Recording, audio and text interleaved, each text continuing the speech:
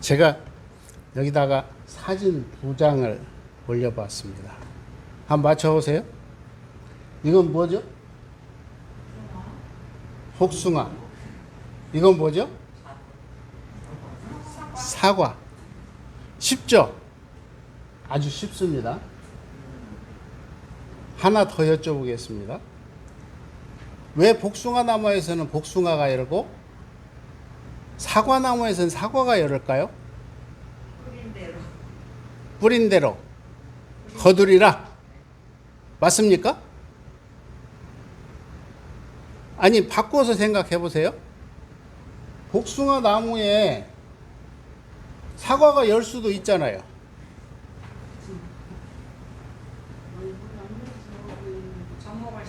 접목을 시켰을 때는 가져가지만 그때는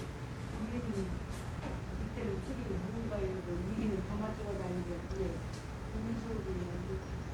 이게요, 이게 그냥 보면 사과나무고 복숭아 나무인데 여기에 자연의 이치가 다 숨어 있어요. 그러니까 이 결론부터 말씀을 드리면 이 복숭아 나무에는 복숭아의 소위원이 숨어 있었어. 숨어 있었어. 그렇죠? 동의하십니까? 사과나무에는 사과나무가 될 성질이 숨어 있었어. 근데 어릴 때 싹은 비슷했죠. 나무가 자랄 때 구분이 잘 안 됐죠. 근데 언제 결과가 나타나요? 아, 열매가 맺으면. 이게 무슨 이치죠? 이게 인과예요. 그러니까 우리가 인과라고 하는 걸 굉장히 멀리서 찾으려고 하니까 어렵지만 이 복숭아 나무에는 복숭아가 열릴 소위원이 숨어 있었기 때문에 뭐를 만났죠? 인연을 만난 거예요. 이게 굉장히 중요한 이야기입니다. 이 복숭아 나무가 인연을 만나서 그 소위원이 발현된 것 뿐이야. 그런데 여기다가 복숭아 나무에다가 너무너무 공덕을 많이 들이면 복숭아 나무가 사과나무로 변할까요? 안 변해요. 확실하게 대답하셨죠? 그런데 복숭아는 맛있게는 키울 수가 있어. 그런데 더 중요한 것이 있어. 요즘 어저께 제가 저기 복숭아를 지금 따다 놨잖아요. 어저께 하승주 교도님이 전화를 하셔서 복숭아가 많이 열었다고. 그래서 제가 이제 한 박스를 따왔거든요. 근데 보니까 황도예요, 황도. 근데 조금 한 2, 3일 정도 더 있었더라면 더 맛있을 텐데. 예. 그래서 제가 이제 그걸 따면서 어떤 생각이 들었냐면, 복숭아 나무도 황도가 있고 백도가 있고 다 달라요. 그런데 이 차이가 과연 무엇일까? 오늘 이렇게 한번. 그러면 내가 황도를 먹고 싶은 사람은 처음부터 심을 때 뭘 심어야 돼요? 황도나무를 심어야지. 아, 황도나무를 심어야 돼. 그럼 이제 결론 나왔네. 뭐가 나왔죠? 내가 인생을 잘 살려면 뭐를 많이 지어야 된다? 아, 복을 많이 지어야 된다. 결론은 나왔어, 이제. 근데 방법은? 근데 내가 복을 많이 지은 사람인가 안 지은 사람인가 알 수 있을까요? 없을까요? 인생 사는 것만 저는 거지. 자, 보세요. 이게 뭐죠? 가야금이죠. 가야금인데 이 가야금이 어떤 현상이 있냐면 작은 방 속에다 넣고 이 현을 탕 땡기면 반대쪽에 있는 현이 따라서 온대요. 이거 들어보셨죠? 이걸 뭐라 하냐면 동종 효과라고 그럽니다. 그러니까 소울이라고 하는 음을 탁 치면 이 기운이 전해지는 지역에는 뭐가 있냐면 소울이 같이 움직인대요. 이렇게 무섭답니다. 그래서 우리가 살다 보면 뭐라고 표현하냐면 유유상종이다 그러죠. 끌려. 그리고 어떤 사람은 희한하게 내가 끌려. 이걸 우리는 뭐라고 그러죠? 기운이라 그럽니다. 그런데 이 기운이 내가 그게 갈마 있는 사람만 끌릴까요? 안 갈마 있는 사람이 끌릴까요? 아니, 너무 분명한 사실이잖아. 내 속에 갈마 있으면 끌려. 근데 안 갈마 있으면 별짓을 다 해도 나한테 울림이 와요, 안 와요? 안 와. 그래서 보니까 이렇게 심리학자들은 설명을 합니다. 그래서 우리가 눈으로 볼 수 있는 현재라고 하는 것은 불과 얼마밖에 안 된대요? 30%밖에 안 된대요. 그리고 나머지는 잠재의식이나 무의식이에요. 이 잠재의식이나 무의식이 발현된 게 뭐냐면 현재라는 거예요. 근데 이게 업도 똑같아요. 이게 지금 나의 모습은 이만큼이 어떻게 돼 있어요? 숨어 있다라는 거죠. 그러니까 이 속에 내가 아까 가지고 있는 그러한 인연이 나와 가까워지면 갑자기 떨림이 되고 끌림이 되고 같이 하고 싶어. 근데 내가 이게 반대되는 것이 있으면 밀어내. 그러니까 우리가 뭐를 통해서 이런 거를 우리가 알아버리면 참 좋을 것 같아. 알아버리면. 자, 이게 뭡니까? 지금 길이잖아요. 이 길이 처음부터 나 있었나요? 아니죠. 물이 수십만 번, 수천만 번 왔다 갔다 하다 보니까 뭐가 생겼냐면 길이 생겼어. 자, 그랬더니 자꾸만 가니까 길이 어떻게 됐죠? 더 넓어졌어. 이것은 우리는 뭐라고 표현하냐면 습관이라고 표현을 합니다.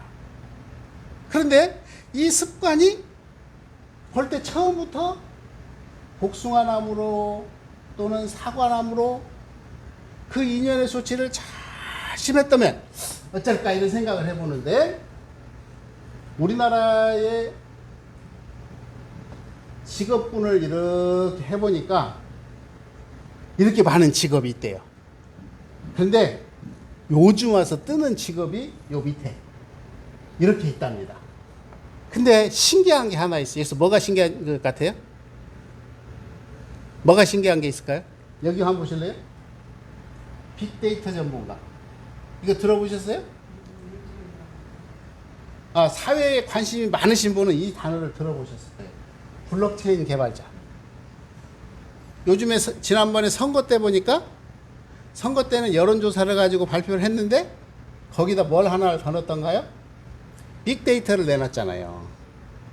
그러니까 이게 뭔 말이냐면 요즘은 핸드폰을 다 사용하니까 사람 이름을 검색하거나 정당을 검색하거나 그 인연되는 것을 검색하는 것을 딱 찾아보면 뭐가 나와?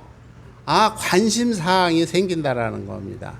그러니까 이제 세상을 운영하는데 이게 뭐가 돼버리냐면 빅데이터 전문가가 핵심이 돼버렸어요. 근데 왜 그러냐면 이 모든 사람들은 통신기기를 가지고 살아. 통신기기가 없이는 살 수가 없어. 그러다 보니까 이렇게 다양한 직업군이 생겨나더라는 겁니다. 그래서 작년에 이렇게 학생들한테 물어보니까 이게 해마다 바뀌어요. 가장 초등학생들한테 인기 많은 게 뭐예요? 운동선수. 옛날에는 어디 공무원인가 그랬었죠? 바뀌어. 이게 왜 바뀌죠? 세상의 흐름이라고 그래. 그러면 이제 우리가 과연 수행이라는 게 뭘까? 이 수행이라는 게 뭘까? 이걸 좀 명확하게 좀 알아야 될 것 같아. 그래서 수행이라고 하는 것은 뭘까? 그랬더니 행실을 닦는 것이고 마음을 닦아서 행동을 바르게 하는 것, 일반적인 언어는 그렇습니다. 그런데 이 수행이라는 걸 다시 한번 봤더니 따라해 보세요. 시작. 신, 해, 행, 증. 다시 한번 뭐라고요? 신, 해, 행, 증. 신, 분, 의, 성. 다시 한번 신, 해, 행, 증. 신, 분, 의, 성. 어째요? 맞습니까? 너무 쉽죠? 그러니까 우리가 수행이라고 하는 것을 구체적으로 설명하려면 맨 처음에 뭐부터 시작하냐면 믿음이 있어야 돼. 그리고 이 믿음에 대해서 그거에 대한 그 나름대로 해석과 분석력이 있어야 믿음이 확실해져. 그리고 그거를 실천하고 그 깨달음을 통해서 어떻게 했냐면 행동으로 옮기는 것이다. 다시 한번 봅니다. 수행이라는 건 뭐라고요? 신, 해, 행, 증. 증이에요. 신, 해, 행, 증. 그럼 우리 단어로 그대로 풀면 뭐예요? 신, 분, 의, 성. 결국은 정성스러움을 행하는 것이다. 이렇게 말씀을 해주고 계십니다.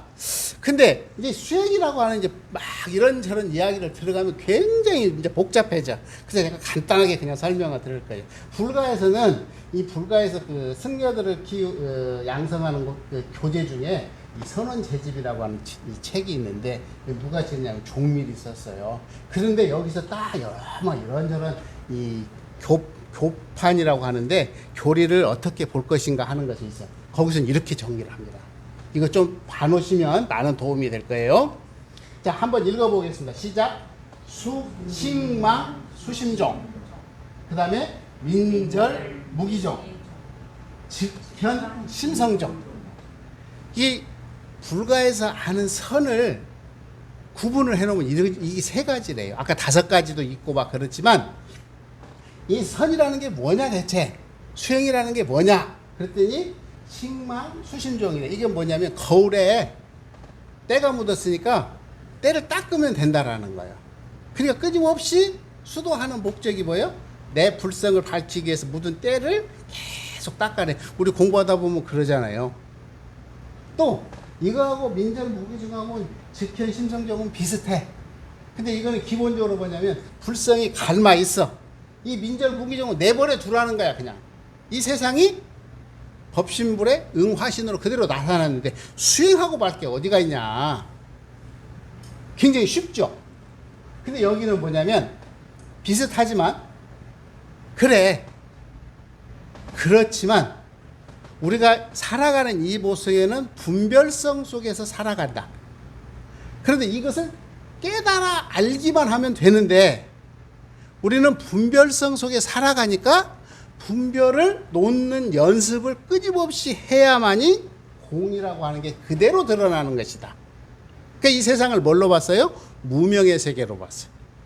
그래서 명의 세계로 가기 위한 하나의 방법이다라고 분류해서 선하는 방식을 이렇게 정리를 해 주었습니다. 이게 있다고만 그냥 알고 계시면 돼요. 그래서 이렇게 되어 있습니다. 그런데 이 정산종사님은 굉장히 중요한 말씀을 해 주셨어요.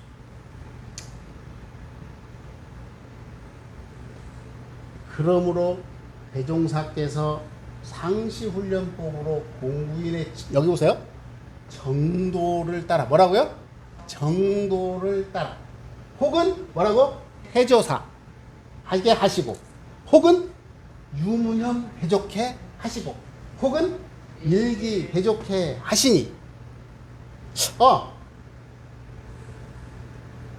해조사도 되고 유무념도 되네. 해조사는 뭐죠? 내가 하자는 조목과 말자는 조목을 정해서 나의 습관을 바꾸는 거야. 습관을 바꾸는 거. 그러니까 아까 불교에서 하는 거하고 비슷한 게 보이죠? 뭐가 보입니까? 식망수심종하고 비슷해요. 태조사법은. 유무념은. 그런데 이제 우리가 교단에서 해석을 조금 이상하게 한 부분이 있어요. 이 유무념은 그냥 글자 그대로 해석하면 유념과 무념이에요. 그래서 하자는 조목과 말자는 조목을 대조하는 거예요. 그런데 이걸 조금만 유심히 바라보면 유념과 무념이 굉장한 차이가 있고요. 불가의 모든 서법을 다 수용해 버렸습니다. 유념이라고 하는 것은 뭐냐면 우리가 신수신법이라고 표현을 합니다. 신수신법. 좀 어려우니까 자꾸 이제 졸려질 것 같아. 근데 여기만 넘어가면 괜찮습니다. 신수신법으로 대체할 수 있는 그게 뭐가 있냐면 요즘 많이 뜨고 있는 위파사나. 그거는 뭐냐면 아주 처음부터 끝까지 따라가는 거예요. 선이라고 하는 것이. 그래서 호흡을 바라보고 마음을 바라보고 내가 움직임까지 다 바라보는 이런 수행법이 위파사나예요. 그건 초기 불교에서 굉장히 강조됐고 그 다음에 우리 지금 이쪽에 동아시아의 소승불교 쪽에서는 지금도 아주 열심히 하고 있는 그런 방식입니다. 그러면 무념이라고 하는 것은 뭐냐면 아까 유는 그렇게 봤죠? 그러면 무념이라고 하는 것은 뭐냐면 그동안에 우리가 하고 있는 조사선, 열애선 그리고 묵조선 이런 것들을 말하는 거기에는 생각이 있으면 돼요? 안 돼요? 생각이 있으면 안 돼. 이 앞에 거는 어쩌죠? 생각을 느낌을 그대로 따라가는데 그것마저 놓아버려서 선의 경지에 들어가는 거죠. 그러니까 그렇게 놓고 보니까 유무념이라고 하는 것은 이 과거의 선법을 다 수용해버렸어요. 원불교에서는. 소태산 대종사께서는. 그러니까 얼마나 뛰어난 것을 가졌어야 될까 이런 생각을 해봅니다. 혹시 여러분 이 책 보셨어요? 제목이 참 경이롭지 않습니까? 인간은 신의 암호다.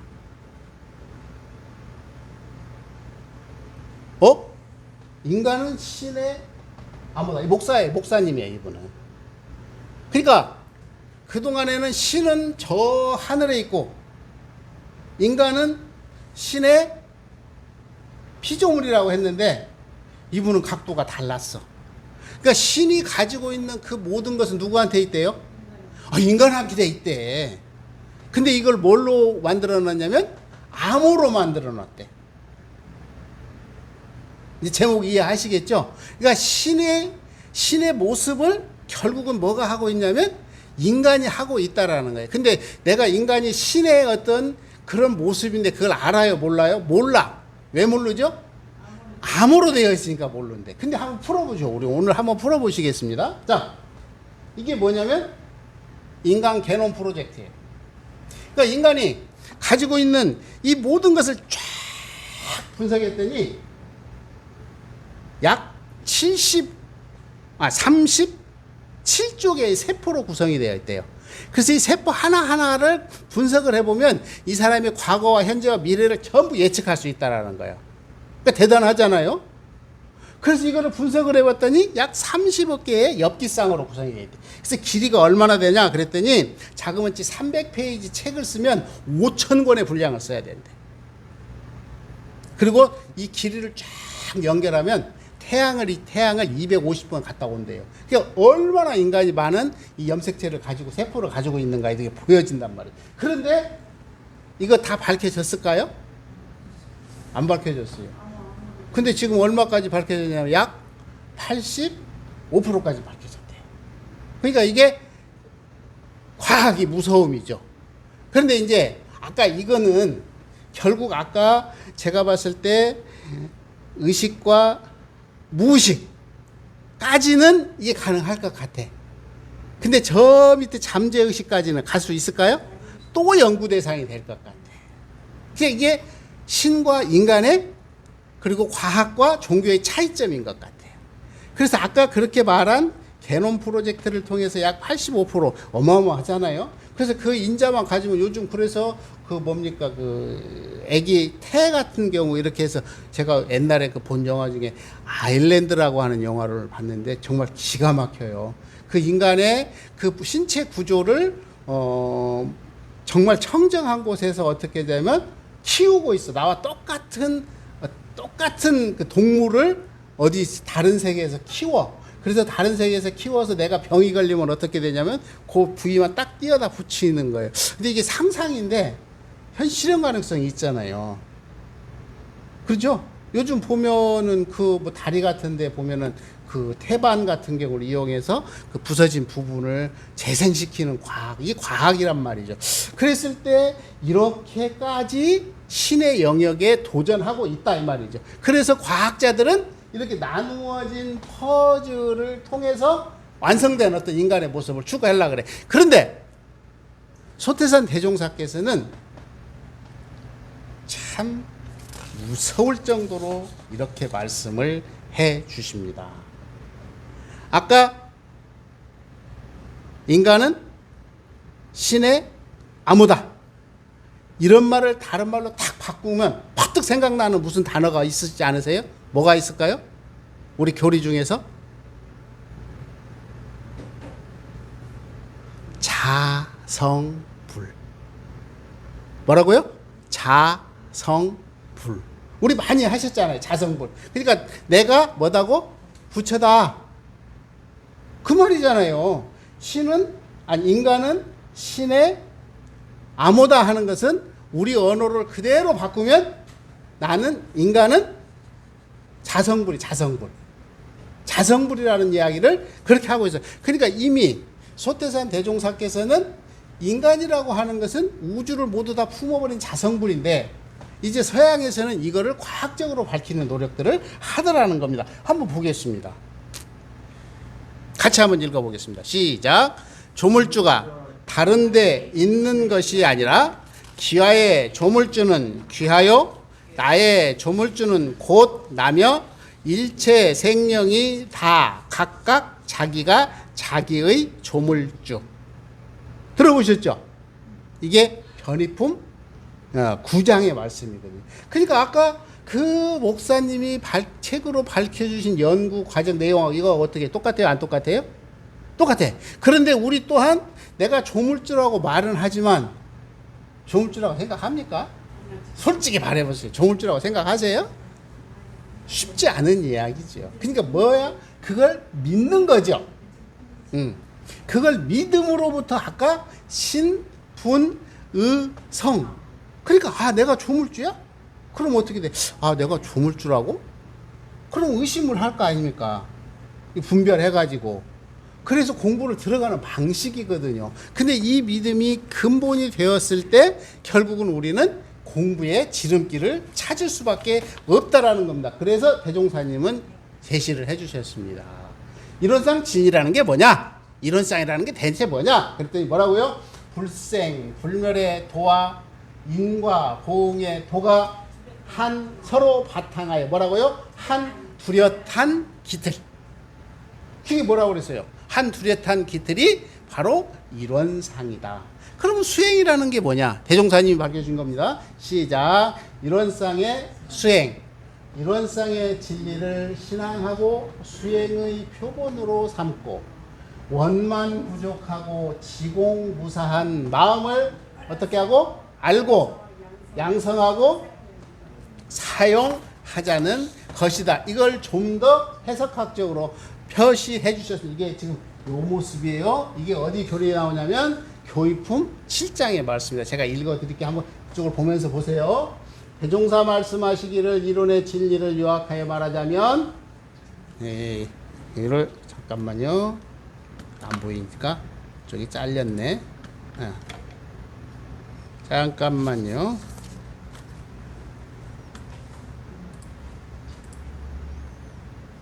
같이 보셔야 되니까 글씨가 너무 작아서 잠깐만.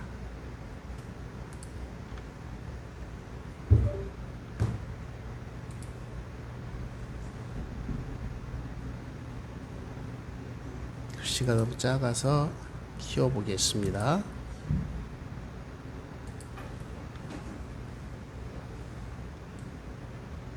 자, 이렇게 그림으로 그려놓고 왜 꺼졌죠? 내가 손으로 스위치를 눌렀어요.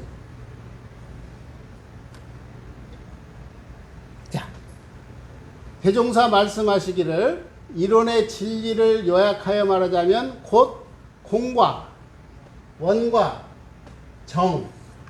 정이니 양성에 있어서 저쪽에 양성에 있어서는 유무초월한 자리를 관하는 것이 공이요 마음의 거래가 없는 것이 원이요 마음에 기울어지지 않는 것이 정이며 견성에 있어서는 이론의 진리가 철저하여 언어의 도가 끊어지고 심행처가 없는 자리를 아는 것이 공이요 지량이 광대하여 막힘이 없는 것이 원이요 아는 것이 절실하여 모든 사물을 바르게 보고 바르게 판단하는 것이 정이며 솔성에 있어서는 모든 일에 무념행을 하는 것이 공이요 모든 일에 무착행을 하는 것이 원이요 모든 일에 중도행을 하는 것이 정이니라. 이렇게 밝혀주셨습니다. 그래서 이렇게 그림으로 그려보니까 이런 모습이 되더라는 겁니다. 그래서 결국은 우리가 하는 공부의 마무리는 뭐냐면 무념, 무착, 중도예요.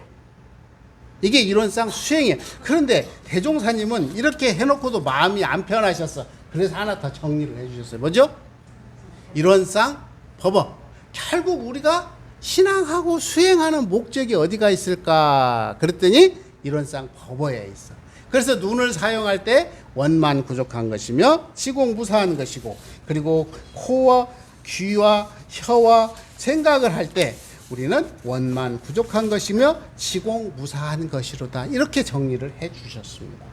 그런데 아까 수행이라고 하는 부분을 내가 뭐라 그러냐면 우리 원불교 말 그대로 말하면 신과 분과 의와 성이다 그랬죠. 그러면 내가 수행을 정말 잘한다라는 거는 뭐냐면 내가 복숭아 나무가 나한테 있는지, 사과 나무가 나한테 있는지, 아니면 또 다른 나무가 나한테 있는지, 이거를 알아버리는 거예요. 그러면 보세요. 내가 복숭아 나무도 있고 사과 나무도 있고 귤나무도 있다면 올해는 내가 뭘 심어요? 사과 나무를 심어서 농사를 지면 돼. 내년에는 귤나무를 지어서 농사를 지으면 돼. 그런데 우리가 이렇게 이렇게 같이 모여 있다라는 걸 가만히 생각해 보면요.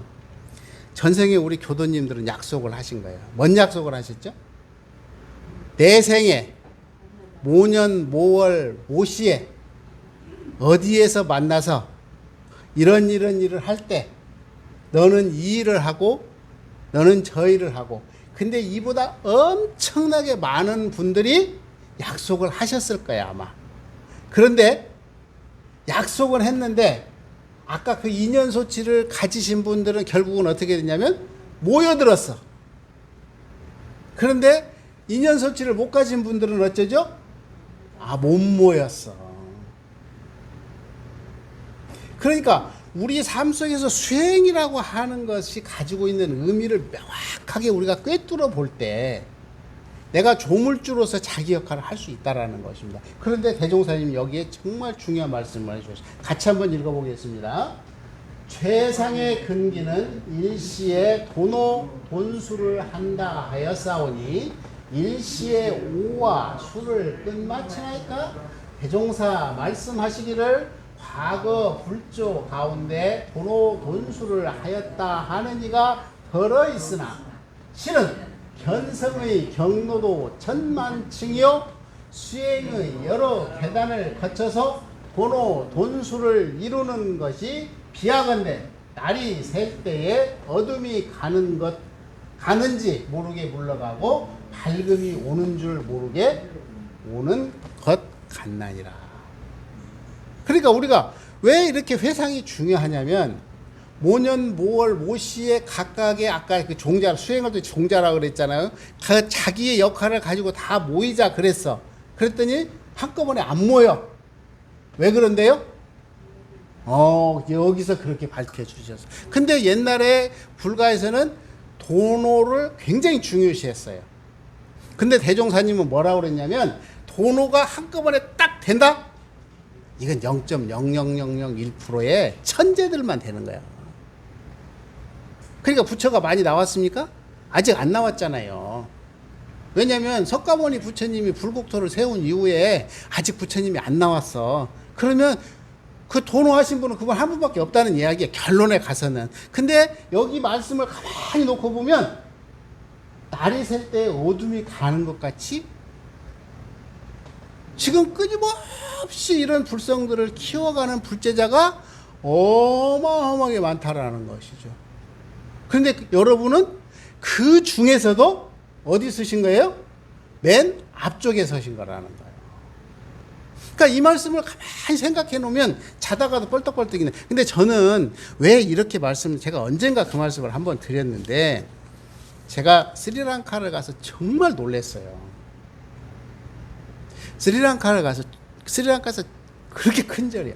어마어마하게 큰 절인데, 거기 이제 그 본래 불교의 탑이 우리 같은 탑이 아니에요. 그 불교의 본래 가면 탑 안에 생활을 할 수가 있어. 그게 어마어마하게 크겠죠, 탑이. 그래서 생활 자체가 가능해. 그게 공동체예요. 근데 제가 그 크다 그래서 한번 절을 가봤더니 신도들이 어마어마해. 거기도 우리 같이 일요일날 하얀 옷을 입고요, 말도 안 해. 그런데 가니까 보리수나무가 이 건물, 거짓말 좀 더 보태면 이 건물만 해. 얼마나 큰지 알만하겠죠? 여기다가 패백을 올리고 공양을 올리는 거야, 여기다가. 그런데 가뭄도 새로울지라 갖은 음식 다 가져다가 올리고 절하고 송경하고 앉아서 묵상하고. 제가 거짓말 조금 되면 한 10,000명은 됐던 것 같아 그날. 그런데 거의 그와 같은 행동을 하세요. 그러니까 음식을 갖다 놓으면 어떤 분이 오실까요? 어떤 분이 오실 것 같아요, 여러분 생각에? 까마귀님이 제일 먼저 오셔요. 왜냐면 나무 주변에다가 음식을 놓으니까 까마귀 부처님이 제일 먼저 오시나니까. 아. 그런데 거기에서 감흥이 온다고 믿음이 있으니까 그분들은 거기에 공양을 올리는 거잖아요. 그런데 소태산 대종사님은 이렇게까지도 자명하게 밝혀주셨는데 우리가 복이 얼마나 많으면 이런 법을 만났을까라는 생각을 안 해보면 비정상이 되더라는 거죠. 그래서 제가 그때 다짐을 한 게 그때부터 내가 공부에 대한 이 생각이 많이 바뀌었던 부분이 뭐냐면 이 법 만나서 정말 공부 제대로 안 하면 나중에 대종사님 뵐 면목도 없고 지옥에 가는 건 일도 아니겠다. 그런 생각을 그때 가졌어요. 그래서 그때 무서운 생각을 하면서 이렇게 정말로 알고 보면 엄청난 해안으로 우리를 인도해 주시는데 이거를 먼저 알아본 선지식들은 행복자이지만 아직도 몰라보는 사람들에게는 결국은 부처님이 나에게 복 주고 죄 주는 게 아니라 자기 스스로가 나를 강등시키겠구나라는 생각을 강등시키겠구나. 그러니까 이런 복전 만났을 때 내 스스로가 진급을 할 수 있는 길로 끊임없이 공을 들이는 것이 가장 좋은 방법이고 내가 복 받는 방법이지 이런 생각을 그때 하게 됐습니다. 그래서 우리가 수행이라고 하는 것은 바로 아까 내가 가지고 있는 게 본질적으로 어떤 불성이라고 하는 게 무엇인가를 끊임없이 파고 들어가는 거예요. 그래서 소태산께서는 뭐라냐면 반야지다 이렇게 표현을 합니다. 그러니까 이론상 수행이라고 하는 것은 반야지를 체득해야 된다라고 말씀을 해주셨어요. 그래서 반야지를 체득한 상태에서 아까 말한 알고 깨닫고 실행을 하는 공부를. 그래서 반야지의 모습이 어떻게 생겼을까 그랬더니 원만부족하고 지공무사한 것이다. 그래서 우리가 이렇게 수행을 하는 결론이 뭐냐면 결국은 반야지를 체득하는 것이라는 겁니다. 그래서 우리가 어떻게 반야지를 체득할 것인가 하는 데 대한 끊임없는 자기 노력을 하는 것이 결국 원불교 수행의 본질임을 꼭 알아야 되겠다 이런 생각이 있어서 오늘 이렇게 말씀을 올렸습니다. 감사합니다.